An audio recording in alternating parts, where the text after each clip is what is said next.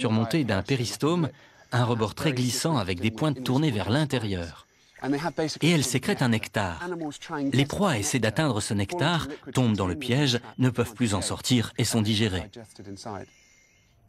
Ces plantes sont capables d'attraper des animaux aussi gros que des rats. Stuart est convaincu qu'il trouvera de nouvelles variétés de plantes carnivores sur ces hauts plateaux. Chacun d'eux est comme une île, isolée par d'immenses falaises. Dans certains cas, ils sont restés coupés du monde pendant des millions d'années.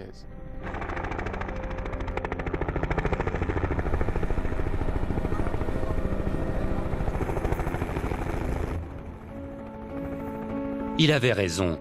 Son expédition sur le Tepuy Yuruani porte ses fruits. Et sur un autre plateau, non loin de là, il découvre également un hybride inconnu.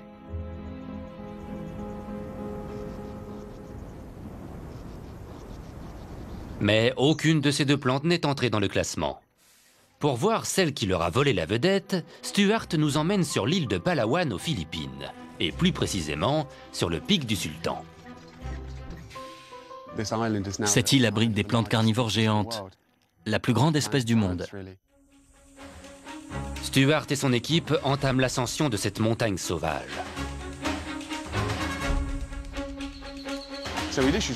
On est parti avec l'idée de se frayer un chemin à travers la végétation. Mais on s'est souvent retrouvé avec de l'eau jusqu'à la taille parce qu'il était trop difficile de passer par la forêt. On est finalement arrivé au sommet de la montagne.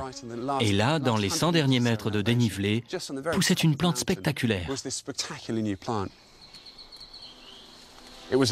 Elle est beaucoup plus grosse que les autres variétés des Philippines. Les urnes sont gigantesques. On pouvait mettre toute sa main à l'intérieur. Elle est rouge vif et poilue. Rien à voir avec ce qu'on trouve ailleurs dans la région.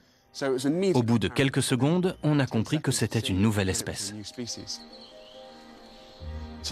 Faire une telle découverte au XXIe siècle, c'est incroyable.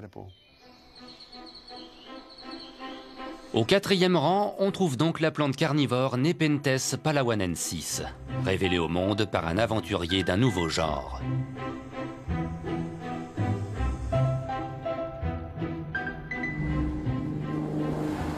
Et tout de suite, rendez-vous avec l'un des plus grands experts en lémuriens, Russ Mittermeier.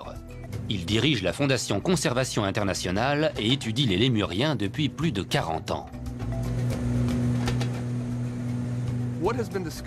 Ce qu'on a découvert ici est phénoménal. On a recensé 42 nouvelles espèces de lémuriens depuis l'an 2000. La